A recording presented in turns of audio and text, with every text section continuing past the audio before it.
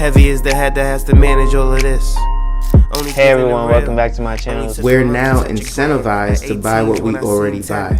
Fumbling through college had me building. I also got some done on the other side. And that was right around, I would say, May maybe, right before renewing the lease for this property. Welcome to the channel, Martha. Thank you for having me here. Oh, I was going to say, I am getting up there in age, I'll tell you what. Bills paid by other people, life was never this good. I had to step back, knowing that it's... Hey everyone, welcome back to my channel. Today, it's about being unreasonable. It's about being so great that nobody can stop you.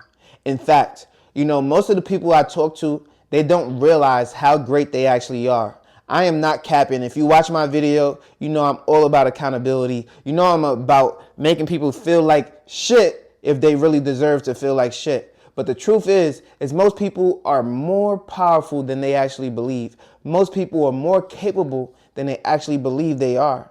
And here is a few examples that I'm going to go over today. For example, for me, I didn't ever think that I could own a house. Well, I'm lying. I did believe that I could own a house.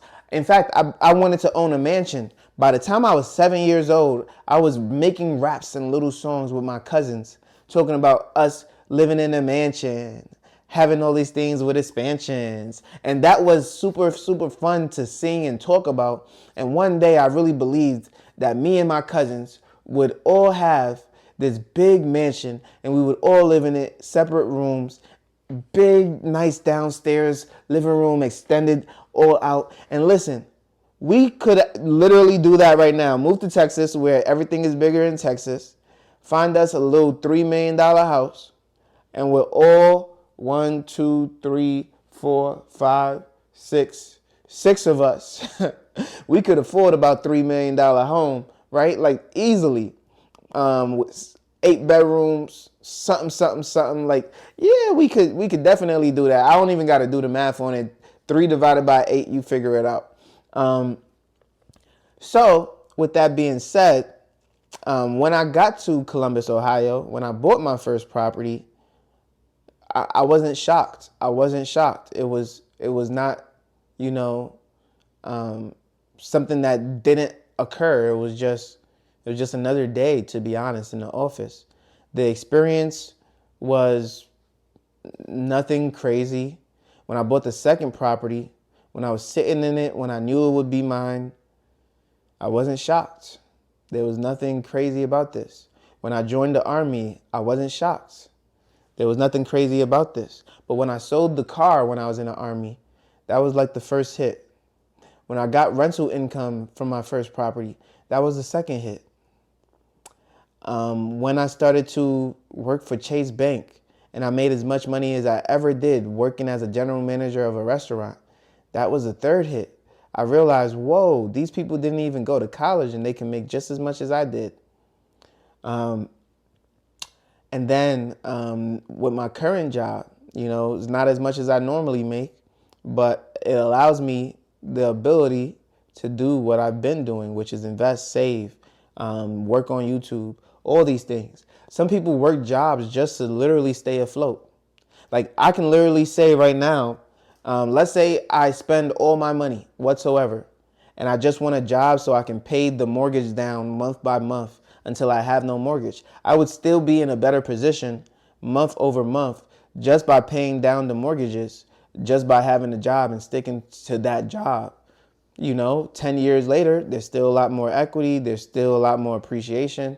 And, you know, by doing absolutely nothing but having fun at this point in my life and having all my investments in the bank, like 10 years is a long time to continue to at least pay off things and not be in debt. Like that's insane, right? So with that being said, some people are only looking to stay stagnant and they may not even have a fraction of what I have. But let me talk to those people out there who listen to the podcast, who I know personally. I'm not going to say any names, but let's start with my people in the Army still. You're 18, 20, 30, 35 in the Army with no bills, the nicest cars. You got $50,000 worth of cars. You're getting promoted. You're getting ranks. You're going and traveling the world for free. You're eating for free, living for free. You have investment vehicles through the Army that you're already utilizing. All you have to do is start to allocate more of that money to investments. You have VA loans. You have all these things at your disposal. With the snap of your fingers, you can literally transform your entire life. Should you just implement the mindset? What's stopping you? Is it fear? Is it the fact that you believe to stay the course just like everybody else? Is it the fact that you see nobody in your life doing what you want to do? Is it the fact that you're waiting for someone else to make the first move when you can be at the real estate conventions, when you can be at all these things? You see, I didn't need someone to tell me to invest in real estate for the first time, because the truth is, when you're paying rent and you see you're paying $1,000, $2,000, $2,700 for some of these people in California right now, and you can buy a house for $1,400 a month, $1,500 a month, $2,000 a month, and you know it's cheaper than your rent, why would you not? Make it make sense to me why you would rent when it's cheaper for you to own.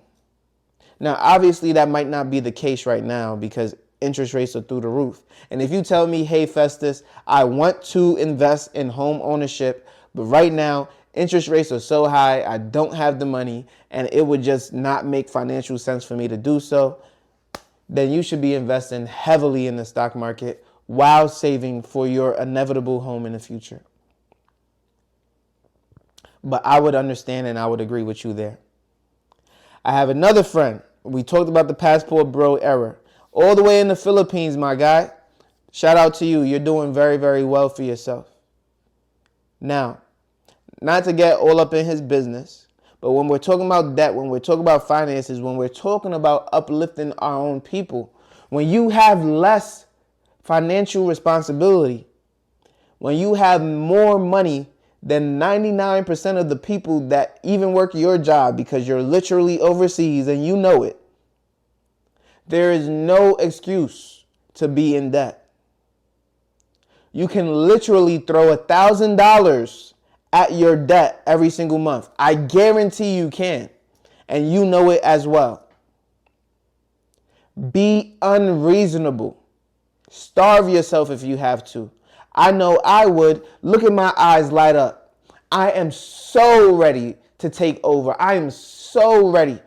I can't want it more than you do. I can't want it more than you. You have to wake up one day and say, listen, I want financial freedom because I don't want people to have to worry about me. I don't want my mom to have to worry about me. Festus to have to worry about me. I don't want my other friends to have to worry about me. I don't want my family members to have to worry about me. I want them to know that I'm good. And eventually, I want them to know that I'm so good that I can even pay for their birthday party. I can pay for their trip to come and see me. I can pay for a house anywhere in the world. I'm tired of being overseas. Let me come back home and flex for a little bit without debt. You know, but a lot of the times people are so selfish that they don't even realize that they're affecting other people in their lives. I don't want to have to worry about you. I don't want to have to worry about the fact that you might not be able to survive because you're struggling with all this financial burden. I don't want to have to think that if you were to get sick overseas, who's going to be there to know? Who's going to know that you need help? Do you have maids? Do you have staff? Do you have doctors on hand? Do you have people who are actively checking up on you? Do you have the money to afford these things? Or are you still struggling in one area so that you can't get there? Bro, you're living the dream. Overseas, mad money, get out of debt. Save, invest aggressively once you're out of debt, and then spend whatever else you got left over on fun and excitement, as you should. because you deserve it. But you don't deserve it before you do those things. You do not.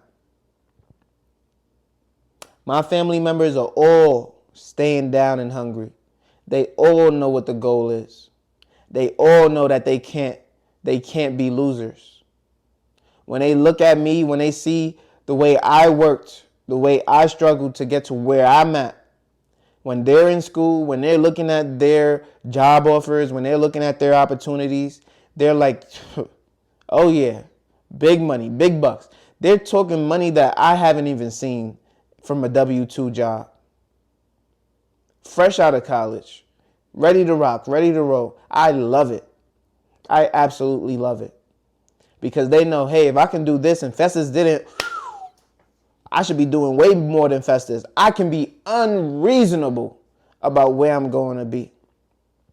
Listen, I got 2 properties right now. I got thousands, hundreds of thousands of dollars in stock markets. I should be unreasonable about what I do next. I should be unreasonable. I'm only 26. Where should I be at 35 years old?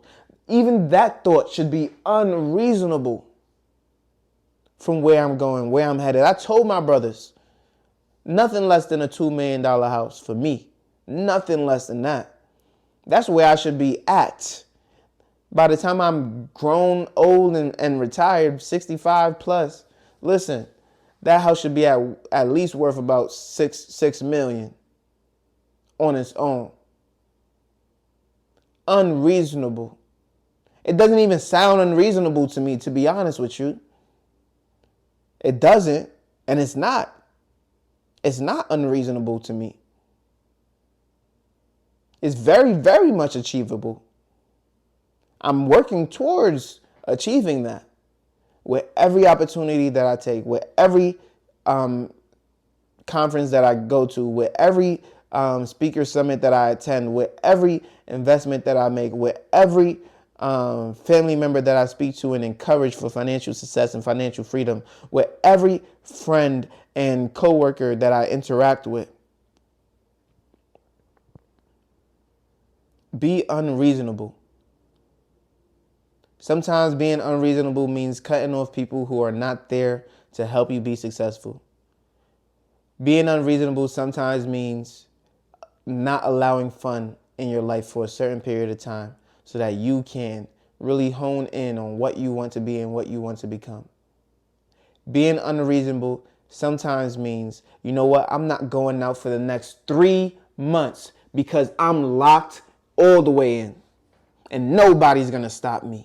I got this goal and I'm achieving it today. I'm getting out of debt. I'm getting out of car loans. I'm getting out of paying for drugs, paying for women, all that. I'm getting out of it. Being unreasonable is sometimes locking in for longer than you've ever locked in before. Because you know what to do. And you know how to get there. You see it. You see how I've done it. I've talked about it. I got a whole road from broke to millionaire. I got a whole roadmap to my first 250,000. You can watch that. You can see what I've done. Not everybody wants to struggle. Not everybody wants to take the same route to get somewhere.